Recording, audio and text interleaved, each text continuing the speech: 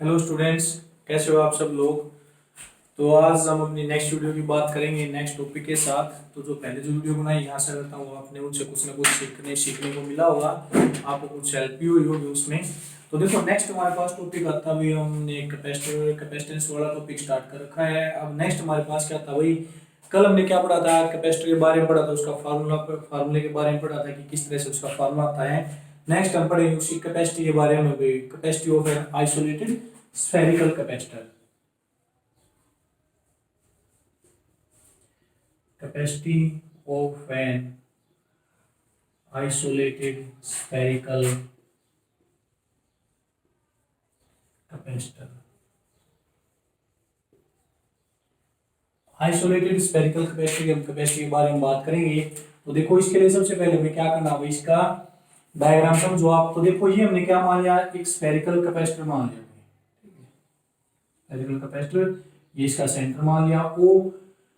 अब इसके अंदर देखो इसकी जो रेडियस हमने क्या मान ली, वही आर की इक्वल हमने क्या मान ली, इसकी रेडियस मान ली। अब इसके अंदर हमने क्या बोला, आइसोलेटेड बोला। आइसोलेटेड हमारे पास क्या होती है, आइसोलेटेड एक ऐसी चीज होती है अगर हम उसके ऊपर जो भी चीज देते हैं और उसको बाहर का जो एनवायरनमेंट है उससे क्या कर देते हैं, अलग कर देते हैं। यानी बाहर का जो टेम्परेचर, जो गैसेज का जो इफेक्ट होता है वो उसके ऊपर क्या होता है, नेग्लिजिबल हो जाता है, उसके ऊपर कोई इफेक्ट नहीं डालती ये सारी चीजें। यानी उसकी जो टोटल वैल्यू है, अगर हम उसके ऊपर चार्ज देते हैं तो चार्ज की कोई वैल्यू है तो वो वैल्यू क्या रहती है, फिक्स रहती है उसके ऊपर, वो चेंज नहीं होती। ठीक है, तो आइसोलेटेड हमने कर दिया, इसको बाहर के एनवायरनमेंट से हमने इसको हटा दिया, इसको हमने बाहर से क्या कर दिया, इंसुलेटिंग कर दिया, ताकि इसके अंदर से जो चीज है वो बाहर ना पाए और बाहर की चीजें इसके अंदर ना जा पाए। तो हमने आइसोलेटेड स्फेरिकल कैपेसिटर ले लिया, इसके ऊपर हमने चार्ज दिया हुआ। अब इसको आप कैसा भी ले सकते हो, होलो भी ले सकते हो इसको, और क्या ले सकते हो भाई, एक सॉलिड भी ले सकते हो। ठीक है, होलो और सॉलिड दोनों में से हम कोई भी किसी भी टाइप का हम इसको एज्यूम कर सकते हैं। अगर हम इसके ऊपर प्लस क्या चार्ज देते हो, इसके यहाँ पर सेंटर के ऊपर हमने प्लस क्या चार्ज दे दिया, तो देखो होलो होगा तब भी जो सारा चार्ज वो कहां पर एग्जिस्ट करेगा, इसके सरफेस के ऊपर एग्जिस्ट करेगा यहाँ पर। ठीक है, यूनिफॉर्मली। और अगर ये सॉलिड होगा तब भी क्या होगा, इसके सरफेस के ऊपर एग्जिस्ट करेगा चार्ज। ठीक है, तो ये प्लस क्या चार्ज क्या होगा, इसके सरफेस के ऊपर क्या होगा, सेपरेट हो जाता है। तो हमें क्या निकालनी, इसकी कैपेसिटी निकालनी। ठीक है, तो देखो कैपेसिटी निकालने के लिए आपको पता है, पिछली वीडियो के अंदर फॉर्मूला बताया था कि जो स्फेरिकल कैपेसिटर की कैपेसिटी होती है वो हमारे पास क्या होती है, क्या हो भाई, वी, ये फार्मूला होता है। तो सबसे पहले आपको फार्मूला याद करना है, और फार्मूले के अंदर जो भी चीज आती है हमें उसको क्या करता है, वही फॉलो करते हुए चलना है। तो सी इक्वल टू क्या आएगा, क्या बाई वी आ गया, हम इसको इक्वेशन नंबर फर्स्ट मान लेते हैं। अब देखो इसके अंदर जो क्या हुआ है वो क्या, हमने प्लस क्या ले रखा है। ठीक है, अब इसमें हम बचे भाई हमारे पास पोटेंशियल। तो पोटेंशियल को आप किस तरह से निकालोगे, तो देखो पोटेंशियल का हमारे पास फॉर्मूला आता है, हमें पता है भाई कि जो पोटेंशियल होती है वो क्या होगी, क्या हो divided by 4 pi epsilon not into में आर। ये हमारे पास क्या होती है, पोटेंशियल होती है। अब इसको इक्वेशन नंबर सेकंड मान लो, तो इस सेकंड की वैल्यू किसमें पुट कर दो, फर्स्ट के अंदर हम क्या कर देते हैं, पुट कर देते हैं। तो जो हमारे पास कैपेसिटी है वो क्या हो डिवाइडेड बाय, अब इसके अंदर देखो ये स्मॉल क्या हुआ है और यहाँ पर क्या कैपिटल क्या हो। तो या तो जो चार्ज हमने यहाँ पर दे रखा है वो क्या हुआ, सेम चार्ज है भाई यहाँ पर, ये क्या हो, और ये जो क्या हो हमने दिया ये कैसा हमारे पास सेम चार्ज है। तो दोनों को या तो कैपिटल लिख लो या फिर दोनों को क्या कर लो, स्मॉल के अंदर लिख लो। तो इसको मैं यहीं पर क्या कर देता हूँ, कैपिटल के अंदर कन्वर्ट कर देता हूँ ताकि आपको प्रॉब्लम ना हो। ठीक है, क्योंकि चार्ज दोनों का सेम है। तो क्या हो डिवाइडेड बाय वी की वैल्यू हमने पुट की, क्या हो divided by 4 pi epsilon not, जो 4 पाई एप्सिलॉन नॉट है, चलो मैं नीचे लिख देता हूँ, फिर कई बच्चों को अंडरस्टैंडिंग में प्रॉब्लम आ जाती है। तो यहाँ पर देखो भाई क्या हो, तो ये क्या हुआ 4 पाई एप्सिलॉन नॉट आर, हमारे पास क्या होगा ऊपर चला जाएगा। ठीक है, डिवाइड बाय क्या क्या बचा भाई, क्या से क्या कैंसिल, तो हमारे पास क्या बच गया 4 पाई एप्सिलॉन नॉट इनटू में आर। तो ये हमारे पास क्या जाती है, कैपेसिटी आ जाती है किसी भी स्फेरिकल कैपेसिटर की 4 पाई एप्सिलॉन नॉट इनटू में आर। तो ये कैपेसिटी आपने क्या करनी है, ध्यान रखनी है आपने। ठीक है, अब देखो ये तो हमारे पास कैपेसिटी आ गई, तो यहां से हमें क्या पता लगता है, देखो जब इलेक्ट्रिक फील्ड पढ़ी हमने, पोटेंशियल पढ़ा, तो उसमें जो आर था वो क्या था, इनवर्सली प्रोपोर्शनल था। लेकिन यहाँ पर कैपेसिटी के अंदर आर हमारे पास क्या है, डायरेक्टली प्रोपोर्शनल हुआ है। तो इसके अंदर से हम यहाँ पर ये बोल सकते हैं कि जो कैपेसिटी है वो डायरेक्टली प्रोपोर्शनल है किसके, आर के। ठीक है, तो जितनी ज्यादा रेडियस होगी किसी भी कैपेसिटर की उतनी ज्यादा उसकी क्या हो जाएगी, कैपेसिटी हो जाएगी। तो देखो सबसे बड़ा जो कैपेसिटर सबसे लार्जेस्ट कैपेसिटर की अगर हम बात करते हैं तो इसको मैं कर देता हूं एक बार। सबसे लार्जेस्ट कैपेसिटर इस अर्थ के ऊपर कौन सा होगा भाई? स्फेरिकल कैपेसिटर की अगर हम बात करें तो देखो अर्थ के ऊपर हम कितने बड़े से बड़ा, कितना ज्यादा बड़ा कैपेसिटर हम बना सकते हैं।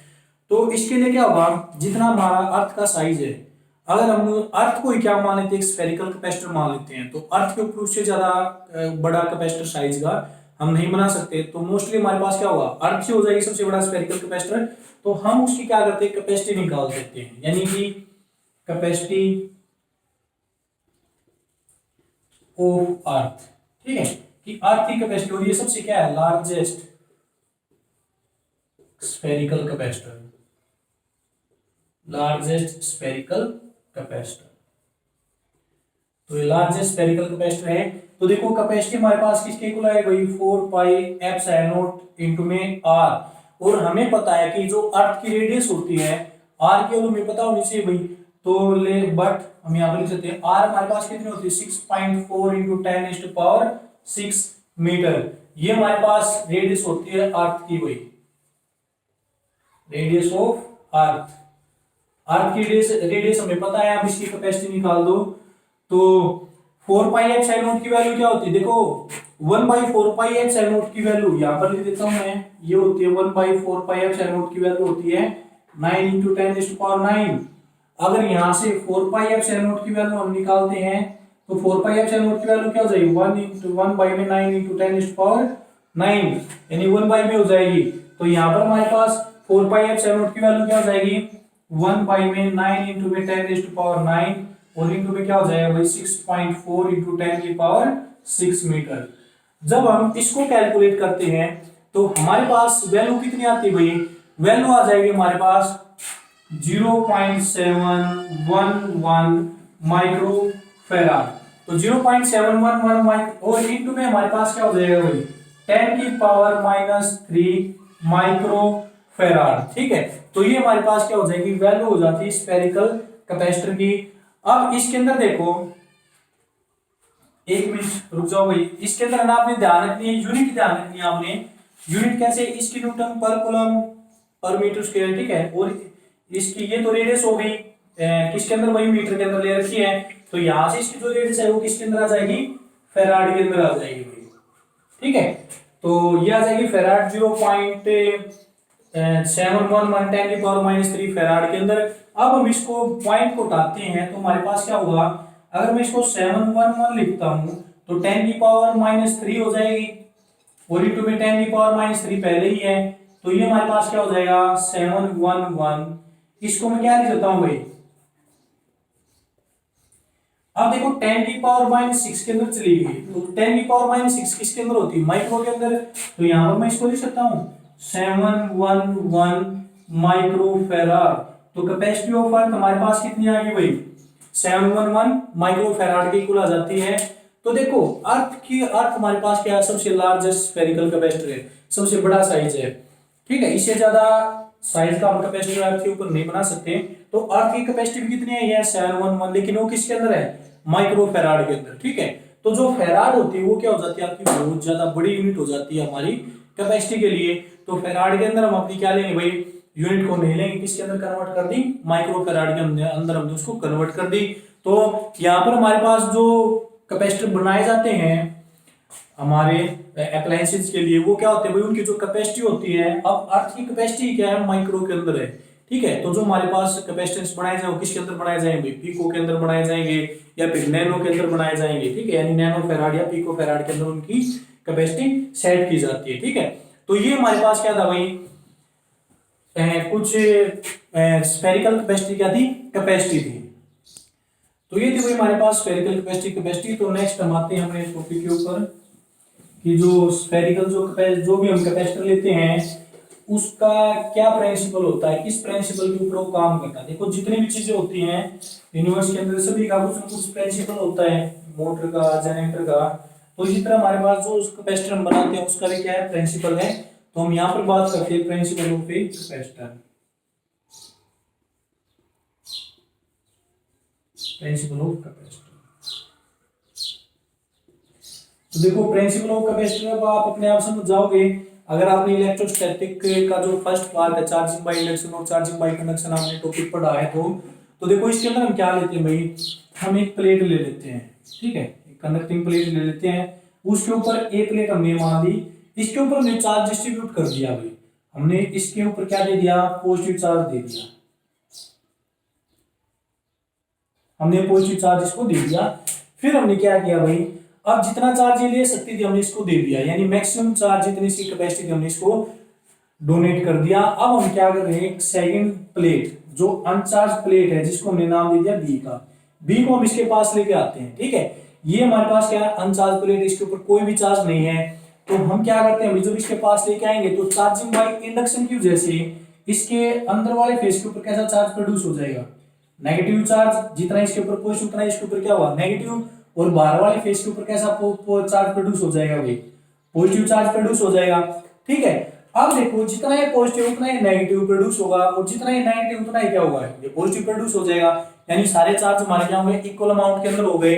अगर हमें अब हम क्या चाहते हैं कि इस जो प्लेट है इसकी हम क्या करें, कैपेसिटी को इंक्रीज कर दें, तो इसकी कैपेसिटी को आप इंक्रीज कैसे करोगे भाई, जितना ही चार्ज ले सकती थी उतना चार्ज हमने इसको दे दिया, और उतना ही इंडक्शन की वजह से इस बी प्लेट के ऊपर चार्ज आ गया, तो इसकी कैपेसिटी आप कैसे बढ़ाओगे, ठीक है। तो इसकी कैपेसिटी बढ़ाने के लिए हम क्या करते हैं भाई, अगर देखो अगर मैं क्या करता हूं, इस बी प्लेट को मैं इस साइड से अर्थिंग करवा देते हैं, इसकी अर्थिंग करवा दी, तो ये जितना भी सारा पॉजिटिव चार्ज हो क्या हो जाएगा, न्यूट्रल हो जाएगा, अर्थ के अंदर चला जाएगा, ठीक है। तो जब ये न्यूट्रल होगा तो देखो यहाँ पर नेगेटिव चार्ज है, ठीक है, तो इस प्लेट की कैपेसिटी क्या होगी, बढ़ रही है, क्योंकि जो यहाँ का चार्ज तो नीचे जा रहा है, तो ये जो नेगेटिव है यहाँ पर दोबारा चार्ज प्रोड्यूस करेगा, लेकिन साथ में जो नेगेटिव है वो किसकी वजह से इंड्यूस्ड हुआ है, इस पॉजिटिव की वजह से, ठीक है। तो वो जो यहाँ पर नेगेटिव चार्ज जब ये चार्ज अर्थ के अंदर जाएगा तो इसकी कैपेसिटी क्या हो जाएगी, कम हो जाएगी, तो ये नेगेटिव चार्ज यहाँ पर चार्ज प्रोड्यूस करेगा, तो यहाँ पर भी कैपेसिटी क्या होगी, कम, और ये जो पॉजिटिव चार्ज यहाँ पर क्या करेगा, फिर और ज्यादा नेगेटिव चार्ज इंड्यूस करवाएगा। अगर यहाँ पर नेगेटिव चार्ज इंड्यूस करवाएगा ये पॉजिटिव चार्ज, तो इसकी कैपेसिटी क्या होगी, कम होती जाएगी भाई, ठीक है, कम होगी तो इसको हम और ज्यादा चार्ज दे सकते हैं। फिर क्या होगा, जब तक हम इसकी अर्थिंग रखेंगे, ठीक है, इस बी प्लेट के हम इस साइड तक अर्थिंग रख देंगे, तो क्या होगा, हम इसके ऊपर चार्ज कंटिन्यूसली दे सकते हैं, लेकिन जैसे हम इसकी अर्थिंग हटा देंगे ये क्या हो जाएगा, जब ये अपने मैक्सिमम पोटेंशियल के ऊपर पहुंच जाएगा या मैक्सिमम चार्ज हो जाएगा इसके ऊपर, तो ये क्या कर देगा, चार्ज को एक्सेप्ट करना बंद कर देगा, बंद करते ही क्या हो जाएगा, इसकी कैपेसिटी भी कंप्लीट हो जाएगी, और फिर अगर हम दोबारा से इसकी अर्थिंग कर देंगे तो क्या करेगा, और ज्यादा चार्ज को एक्सेप्ट कर सकता है, ठीक है। तो यहां से हमें क्या पता लगता है कि अगर हम एक अनचार्ज कंडक्टर को किसी चार्ज कंडक्टर के पास लेके आते हैं, ठीक है, तो हम उस चार्ज कंडक्टर की कैपेसिटी को क्या कर सकते हैं, इंक्रीज कर सकते हैं भाई, ठीक है। जैसे एज एन एग्जांपल देता हूं, जैसे दो बाल्टी हैं, एक खाली है एक पानी से भरी हुई है, दोनों को मैंने क्या कर दिया, कनेक्ट कर दिया भाई, ठीक है। अब एक बाल्टी के अंदर से जैसे डायग्राम बना के मैं आपको समझा रहा हूं, जैसे एक हमारे पास बुक्कट है, ये हमारे पास दूसरी बुक्कट है, ये पानी से फुल भरी हुई है, ये हमारे पास एम्प्टी है, तो इसको मैंने क्या कर दिया भाई, यहां से कनेक्ट कर दिया पाइप के थ्रू, ये पाइप से मैंने इसको क्या कर दिया, जोड़ दिया, तो वाटर यहां से फ्लो करके इसमें जाएगा, और ये कब तक फ्लो करता रहेगा, जब तक दोनों का लेवल इक्वल नहीं हो जाता, ठीक है। अगर मान लेते भाई दोनों का लेवल हमारे पास इक्वल होगा, दोनों का लेवल इक्वल होने के बाद ये हमने दिखा दिया दोनों का लेवल इक्वल है, इक्वल होने के बाद इस इनके अंदर जो वाटर फ्लो हो रहा था वो क्या हो जाएगा, बंद हो जाएगा। अब वही बात इसमें है, हमने इसके ऊपर चार्ज दिया, इक्वल एंड अपोजिट चार्ज यहाँ पर इंड्यूस्ड होगा, जब दोनों इक्वल हो जाएंगे तो चार्ज फ्लो करना क्या है, इंड्यूस्ड होना क्या हो जाएगा, बंद हो जाएगा, ठीक है।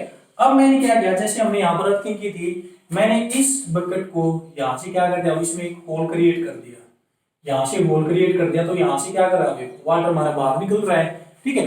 जब पानी यहाँ से बाहर निकलेगा तो हम अगर मैं इसके अंदर और भी ज्यादा पानी डाल दूंगा तो सारा पानी कहां पर आएगा, इसके अंदर आएगा, और वो यहाँ से क्या निकल रहा है, बाहर जा रहा है। तो इसकी जो कैपेसिटी थी पहले, अगर मैंने इसको मान लेते होल नहीं किया था, होल नहीं किया हमने यहाँ पर, ठीक है, इसको मैंने फुल भर दिया था, ठीक है, तो ये डिस्ट्रीब्यूट होगा, तो दोनों हमारी बुकेट वो क्या होगी, फुल होगी पानी से, इनकी जो कैपेसिटी थी पूरी हो गई। अगर मैं इसकी कैपेसिटी और ज्यादा बढ़ाना चाहता हूं तो क्या करूंगा, यहाँ पर एक होल क्रिएट कर देते हैं हम। अब इस होल से क्या होगा, वाटर बाहर निकल के आएगा, वाटर बाहर निकल के आएगा तो ये क्या होगी भाई, ये खाली होगी, और ये भी क्या होगी, खाली होगी। तो इसके अंदर हम क्या कर देंगे, और एक्स्ट्रा वाटर ऐड कर सकते हैं, तो इसकी कैपेसिटी कंटिन्यूसली क्या करेगी, इंक्रीज करती नहीं जाएगी, ठीक है, कैपेसिटी तो उतनी है, लेकिन हमें तो बाहर से एक्स्ट्रा वाटर इसके अंदर डालना पड़ रहा है, तो हमें क्या, हमारे लिए क्या है, कैपेसिटी इंक्रीज कर रही है। कब, जब इससे आउटलेट यानी वाटर बाहर निकल रहा है, तो यही यहाँ पर है, जब तक हम इसकी अर्थिंग रखेंगे इसकी कैपेसिटी हम इंक्रीज कर सकते हैं, ठीक है, लेकिन जैसे हम अर्थिंग हटा देंगे इसकी कैपेसिटी क्या हो जाएगी, फिक्स हो जाएगी, ठीक है। तो ये हमारे पास क्या था भाई, प्रिंसिपल था किसका, कैपेसिटेंस का। तो इस प्रिंसिपल की जो आप डेफिनेशन लिखोगे वो हमारे पास क्या लिखोगे कि the capacity of an insulated conductor, the capacity of an insulated capacitor, insulated capacitor हम क्या करेंगे, इज इंक्रीज्ड किसके द्वारा भाई, by bringing near it, by bringing near it, किसके नियर लेके आएंगे भाई, दिखाई दे रहा होगा भाई आपको यहां से, ठीक है, बोर्ड, ठीक है। तो नियर इट किसके भाई, एन अनचार्ज अर्थ कंडक्टर, एन अनचार्ज अर्थ कंडक्टर। अगर हमें अर्थ किए हुए कंडक्टर के पास इसको लेके आ जाते हैं तो इसकी कैपेसिटी हम क्या करवा सकते हैं, इंक्रीज करवा सकते हैं। और यहाँ पर हमारे पास क्या हो रहा है, इंडक्शन हो रहा है भाई, ठीक है। तो आप इसका जो प्रिंसिपल बता सकते हो वो आप इंडक्शन भी बता सकते हो, इंडक्शन, ठीक है, चार्जिंग ड्यू टू इंडक्शन और कंडक्शन आपने पढ़ा था, तो ये इंडक्शन है। और इसकी कैपेसिटी हम कैसे इंक्रीज करवाएंगे, इसको अर्थिंग करवा के, ठीक है। तो ये हमारे पास क्या था भाई, प्रिंसिपल था। अब देखो हमारे पास कुछ टाइप्स आती है कंडक्टर की, सॉरी कैपेसिटर की, तो उनका सिंबल क्या होता है कैपेसिटर का, और कितने टाइप के होते हैं भाई। तो देखो इसके अंदर हमारे पास क्या क्या आते हैं भाई, एक होता है parallel plate capacitor types, mostly जो हमें पढ़ाई जाती हैं। फर्स्ट हमारे पास आती है parallel plate capacitor, parallel plate capacitor. Second हमारे पास आता है भाई स्फेरिकल कैपेसिटर, स्फेरिकल कैपेसिटर। और थर्ड हमारे पास होता है भाई सिलेंड्रिकल कैपेसिटर।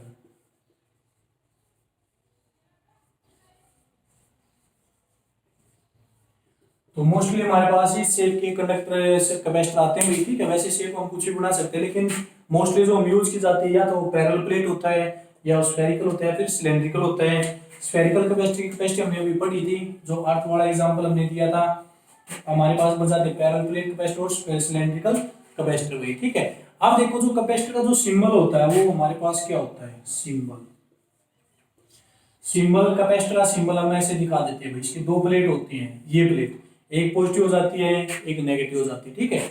ये तो होता है हमारे पास, इसकी वैल्यू क्या होती है, फिक्स होती है, फिक्स्ड वैल्यू, ठीक है। एक हमारे पास ऐसे दिखाया जाता है, ठीक है। और इसके ऊपर कैसा साइन लगा देते हैं भाई, इस टाइप से साइन लगा देते हैं आपका ऐसे। ये क्या होता है, वेरिएबल कैपेसिटर होता है, वेरिएबल वैल्यू या वेरिएबल कैपेसिटर हम इसको बोल सकते हैं। इसकी वैल्यू क्या हो सकती है, चेंज हो सकती है हमारे पास, ठीक है। तो देखो जो कैपेसिटर होते हैं वो कहां पर यूज किए जाते हैं, हमारे घरों जो भी इलेक्ट्रिकल अप्लायंसेस होते हैं भाई, जैसे मोटर होता है, पंखा होता है, इन सभी के अंदर वो यूज किए जाते हैं, ठीक है। जो रेडियो की ट्यूनिंग होती है, ट्यूनिंग करते टाइम हम क्या करते हैं, उसकी जो कैपेसिटेंस होती है उसको चेंज करते हैं, ठीक है। रेडियो के अंदर जो हम चैनल को चेंज करते हैं, फ्रीक्वेंसी चेंज करते हैं उसकी, तो हमारे पास क्या होता है, कैपेसिटेंस हम उसका चेंज करते हैं, ठीक है। तो इस तरह से हमारे क्या होते हैं, कैपेसिटर यूज किए जाते हैं हमारे सर्किट के अंदर। तो नेक्स्ट हमारे हम बात करते हैं पैरेलल प्लेट कैपेसिटर की।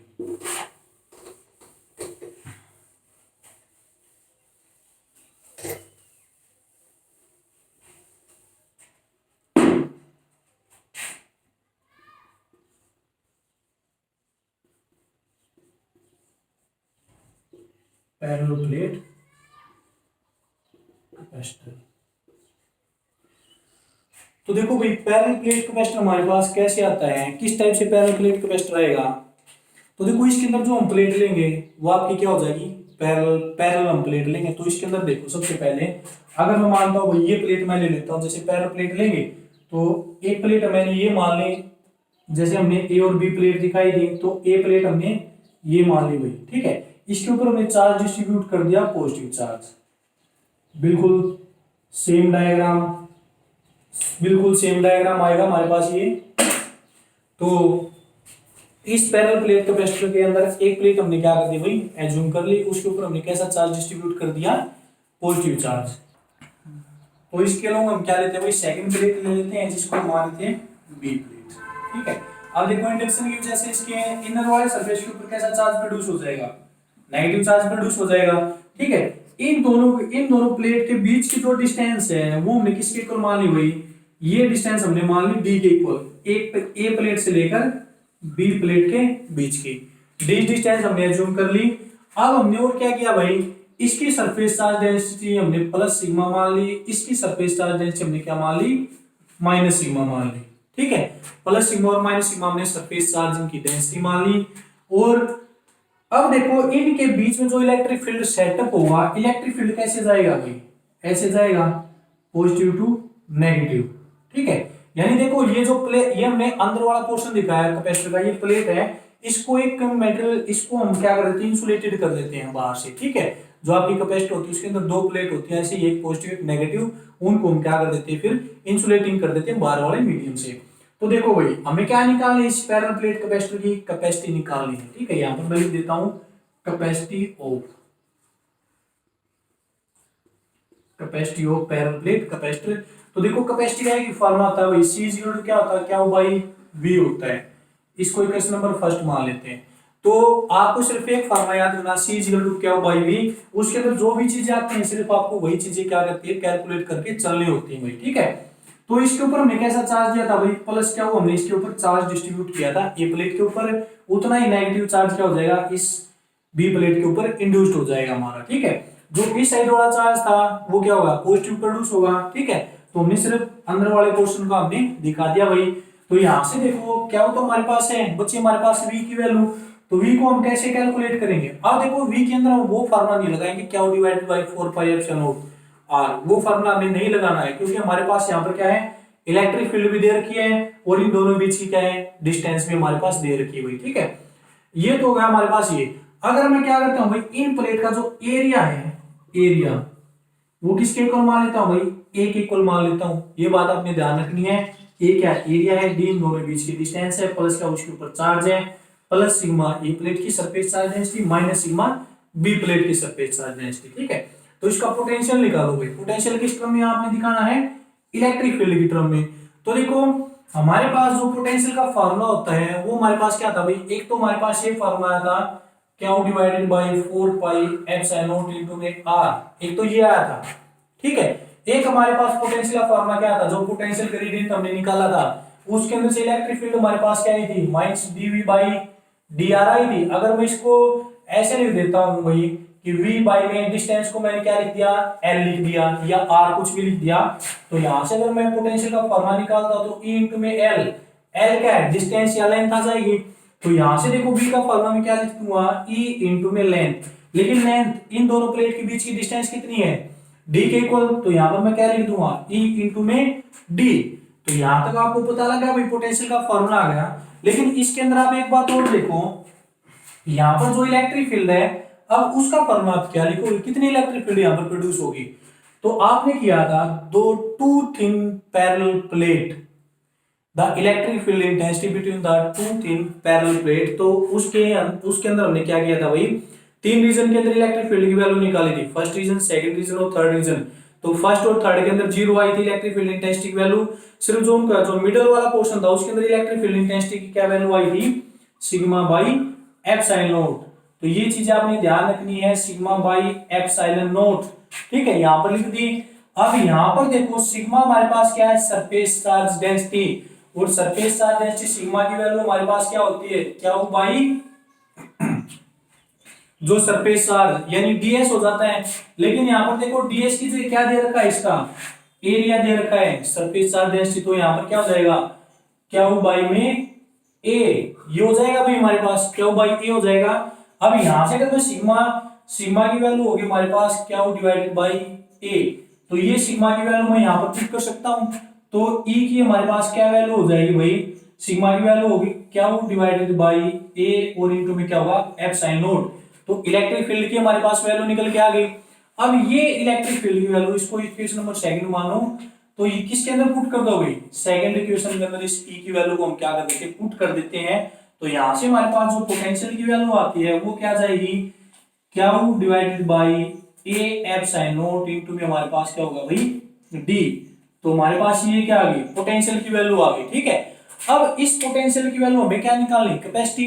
तो फर्स्ट इक्वेशन के अंदर हम क्या कर सकते हैं, वैल्यू पुट कर सकते हैं भाई इसकी। ठीक है, तो यहां से हम क्या करेंगे, वैल्यू पुट करेंगे।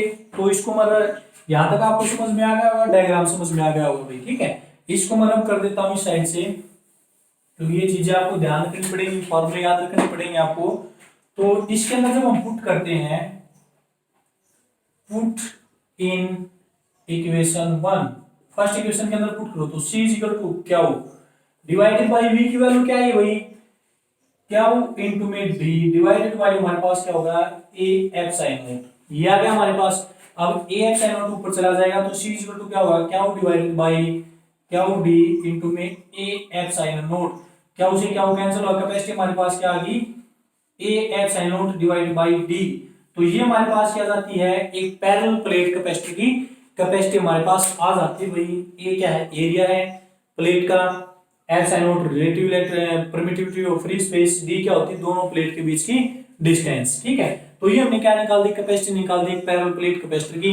लेकिन देखो यहां पर जो एप्सिलॉन नॉट है, इसका मतलब क्या है कि इन दोनों के बीच में जो मीडियम वो कौन सा भाई, एक स्पेस है। ठीक है, यानी कोई मीडियम नहीं है, एयर वाटर कुछ भी नहीं।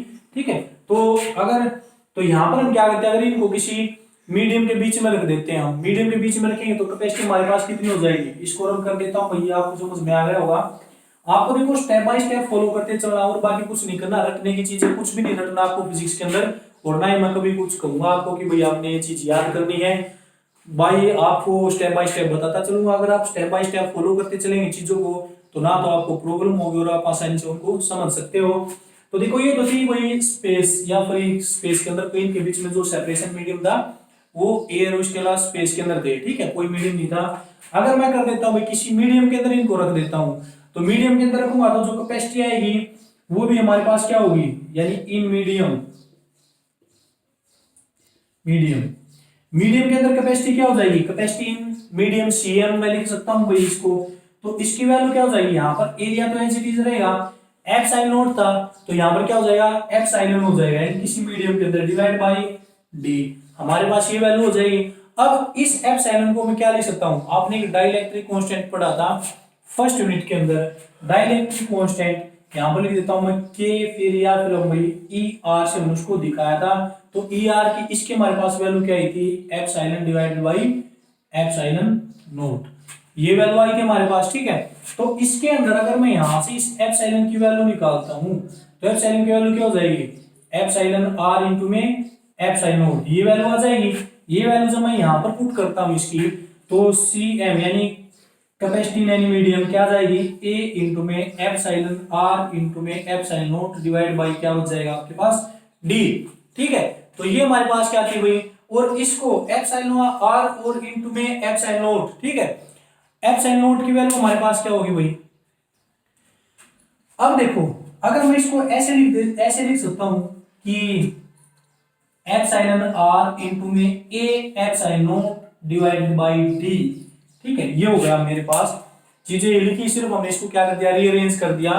अब देखो ये जो था A epsilon not divided by D, और ये हमारे पास क्या बन रहा है, A epsilon not divided by D, तो ये किसका फार्मूला बन जाता है भाई, कैपेसिटी का फ्री स्पेस के अंदर। ठीक है, यहाँ पर इसको रब कर देता हूँ, अब इसकी कोई जरूरत नहीं डायग्राम की, तो ये चीज भी रब कर देता हूँ मैं यहाँ से, ये भी रब कर देता हूँ। ठीक है, जो जरूरी चीजें सिर्फ वही रखते हैं हम अपने पास, बाकी चीजों को रब कर देते हैं। तो यहाँ से देखो जो इसका फॉर्मूला आएगा इन मीडियम के अंदर, देखो ER तो हमारे पास क्या बन जाएगा भाई एज इट इज। अब A epsilon not divide by D क्या बनेगी, कैपेसिटी, लेकिन वो किसके अंदर थी भाई, फ्री स्पेस के अंदर। अगर यहाँ पर फ्री स्पेस है तो यहाँ पर फ्री स्पेस की कैपेसिटी हम लिख सकते हैं, तो ये क्या हो जाएगा C नोट हो जाएगा। ठीक है, तो ये चीजें आपने ध्यान रखनी है।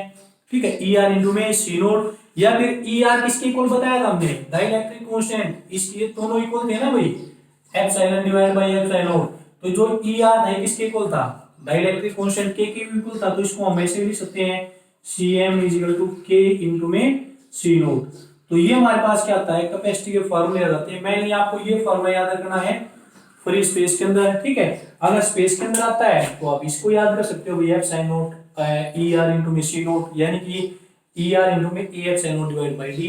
अगर स्पेस के अंदर आता है तो एफ साइन नोट, अगर किसी मीडियम के अंदर आता है तो मीडियम के हम क्या करते हैं, जो उसकी परमिटिविटी है उससे हम इसको मल्टीप्लाई कर देंगे, ठीक है। तो ये हमारे पास क्या आता है भाई, एक फॉर्मूला आता है हमारे पास किसका, capacity of parallel plate capacitor, ठीक है। तो मैंने आज आपको ये दो टॉपिक करवाए हैं, capacity of parallel plate capacitor और स्फेरिकल कैपेसिटर, इनको आपने अच्छे से करना है। नेक्स्ट हमारे पास क्या आता है, एक स्फेरिकल कैपेसिटर बच जाता है आपका, यानी कि जो सिलेंड्रिकल या स्फेरिकल कैपेसिटर ये जो दो रेडियस के साथ आता है, ठीक है, वो, और एक आपका सिलेंड्रिकल कैपेसिटर, वो करेंगे, ठीक है। फिर उसके बाद आपके जो टॉपिक आते जाएंगे वो कंटिन्यू करेंगे। तो जब तक जो वीडियो आपके साथ साथ चलती है उनको आपने साथ साथ करना है। कोई भी प्रॉब्लम हो, जैसी भी वीडियो आपको बनती है वैसे आप मुझे कमेंट करके जरूर बताएं, और वीडियो आपको अच्छी लगती है तो आप इसको लाइक और शेयर सब्सक्राइब करना ना भूलें। Thank you.